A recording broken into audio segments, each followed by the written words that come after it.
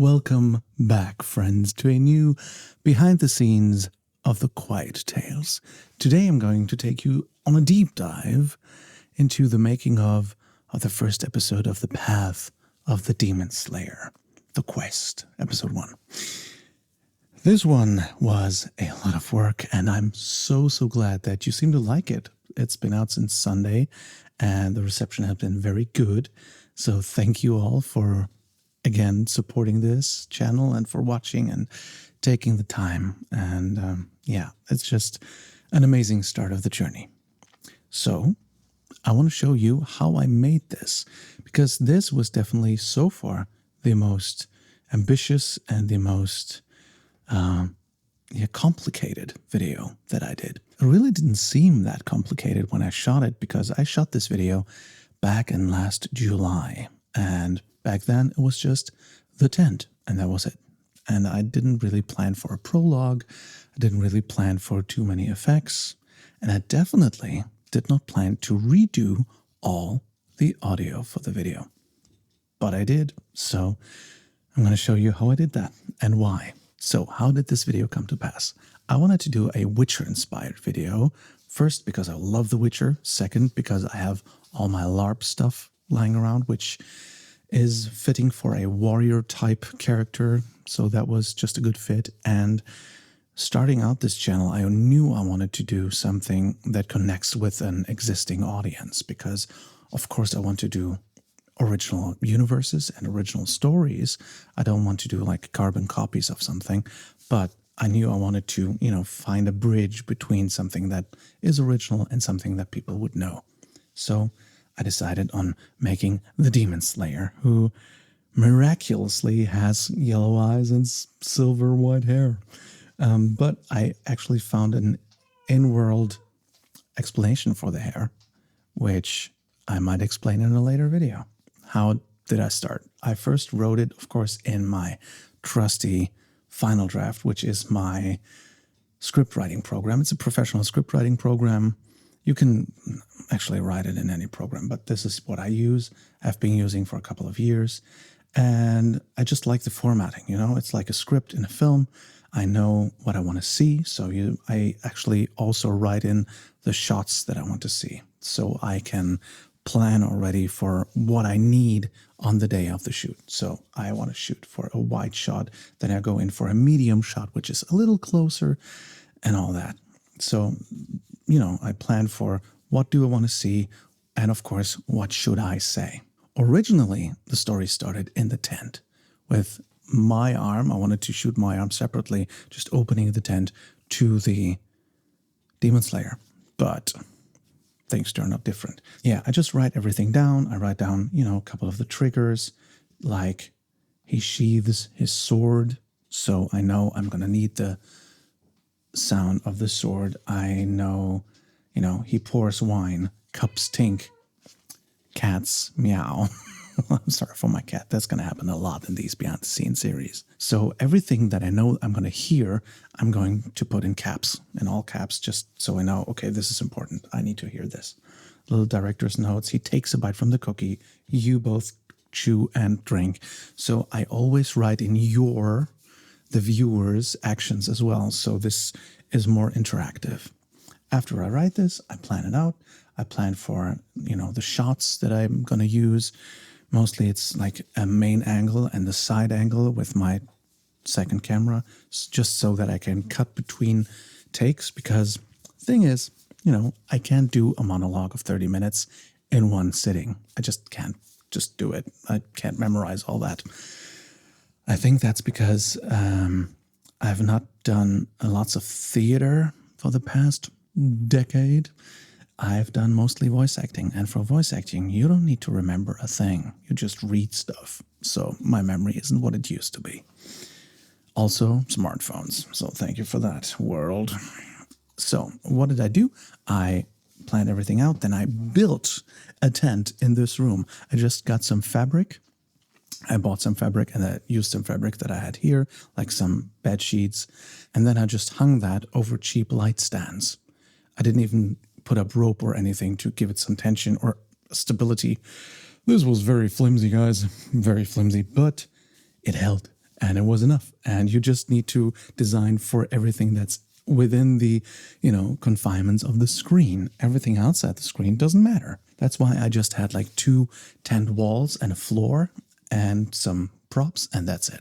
Because I already knew what I wanted to see and what I would not see. So I shot this over the course of 2 days, each session about 3 to 5 hours, which was kind of quick. The first session was okay. I mean, I always like perform a bit, then I look at my phone for the next bit of text. Cool.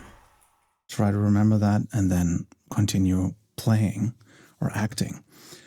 Or in that case, I was, in my costume with no glasses, but with contacts, colored contacts that did not have any, correction in them. So it was like,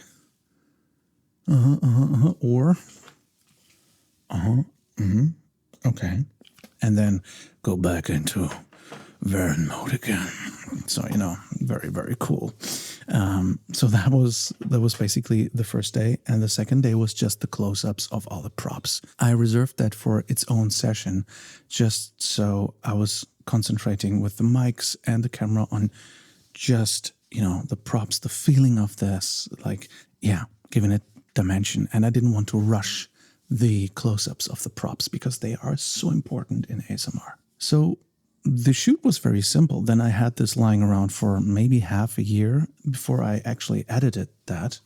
And the original edit started about here. I mean, I had some close-ups of props, but then, I threw them out because of Prologue reasons. So this is actually what I shot on the day.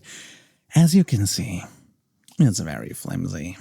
The tent doesn't even go up all the way to the top of the frame. You can see the light stands. You can see the softbox. You can see the camera on left, but I knew I wanted to cover parts of the frame with like the tent opening, the tent door, so to speak. So I didn't really worry about that. So I covered that up with a bit of, photoshopped stuff here, left, right, and top. And then I covered it with the additional, wait, let me see it here. Yeah, with Merle, my friend Merle, who plays the viewer, you, the stranger. And now it kind of works. And you just blur it a bit so it creates this depth and dimension. And now it feels like a tent, but just barely. I actually put a bit of extra blur on the edges just so you don't really pay attention to the edges of the frame. Editing was done pretty quickly because this is ASMR. You tend to hold the shots for much longer than you would in a conventional film. I mean, as you can see in the prologue here, the average shot lasts about 1 to 2 seconds, maybe 4 seconds. I mean, this is even like slowish pace, but usually it holds for like a couple of seconds. And just in the beginning here, I mean, when you start to meet Varen, it's like 90 seconds. It's like 1.5 minutes for one shot. That is very uncommon in filmmaking. But with this, it's very common. Makes it much easier to edit, makes it more natural to play because you tend to go into character for longer. You don't just make it a piece by piece thing, but you tend to play the character for long stretches of time, actually. So it helps acting wise.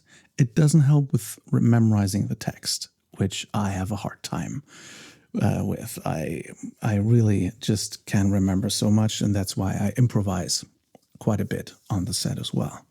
But doing LARP and loving improv, filmmaking and everything, it's just fun.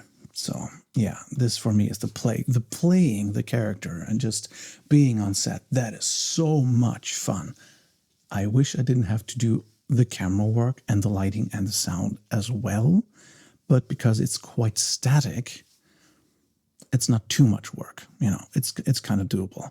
The most annoying or exhausting part of shooting that was that it was very hot in this room, and I was sweating so much, and I was kind of kneeling, kind of sitting, but it wasn't really comfortable, and I did it for like 3.5 hours, 4 hours or something.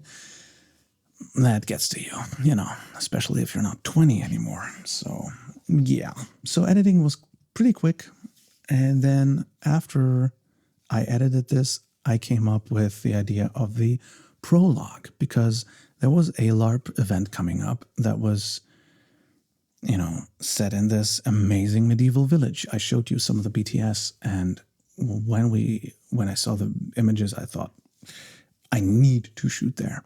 Luckily, the lovely Jessica, who organized the event, let me shoot there, and my amazing friends helped me out with playing characters. Some of them were background characters, and some of them are like front and center. Merle plays the viewer, which playing the viewer doesn't seem to be too difficult, but she has to be present while at the same time being as nondescript as possible, because I want you, the viewer, always to be everybody, you know, regardless of gender or of skin color or whatever body type. I want everybody to feel welcome in these stories. So that's why. Big cloak, hood up, and I actually, let me show you, I did some compositing work here. Oh, I found the exact shot immediately. So this is the shot without any color grading. As you can see a lot. This was shot in like 10 a.m. or 11 a.m. in the morning. Then when you put up everything else, it's, you know, it's moody. I got some film grain on everything, but you can still see Merle's face, which I didn't want to have. So I drew like a little window around her face and just darkened this. Make a little ring wraithy